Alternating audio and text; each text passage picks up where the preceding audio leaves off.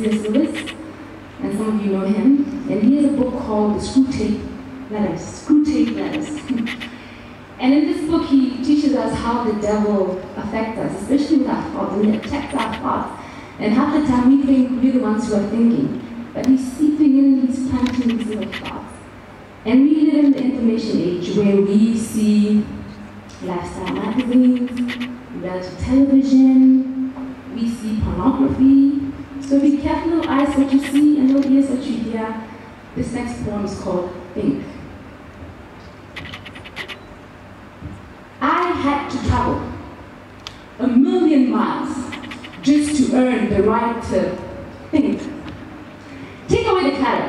Take away the constant common rhythms of this life. Take me away from the predators of this society and the predators that try to consume me even when I am trying to think. Think about me, why I'm here, and why the God who bends the galaxies thinks there's a purpose for the light in me to shine.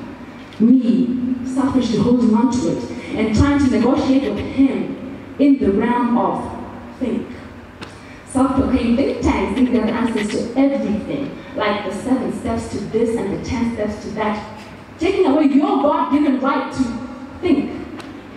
I want to think thoughts of justice, thoughts of peace, thoughts that can emancipate me from the current chaos. I want to think about being a human being. Thank you.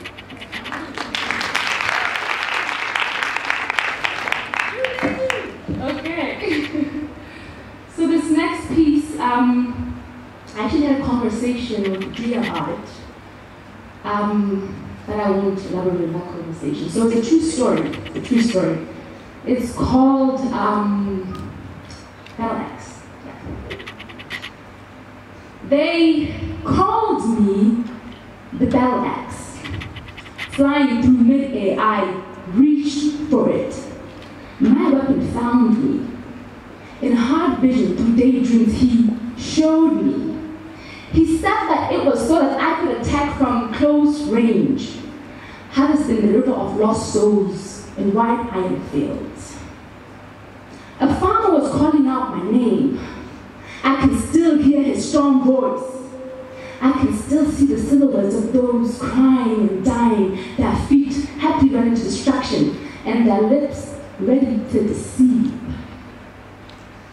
Pulpits infested with devils, and the cleaners retired to bars and brothels. The harvest of a stiff-necked generation.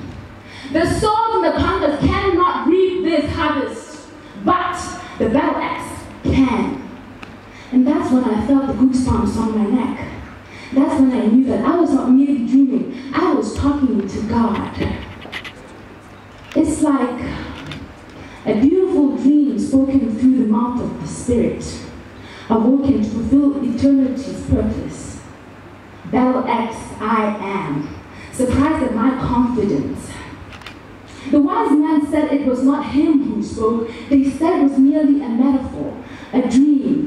But I knew that the person in that vision, it was him, the only uncaused cause, the strong God, Jehovah El Roi, who is now the wind beneath my wings and the scepter in my hands. Consecrated I was, and consecrated I am, to do the hard things that David and Daniel did, to read the mind and feel the powers of God. Pulpits infested with devils, and the cleaners retired to bars and brothels. The harvest of a stiff-necked generation.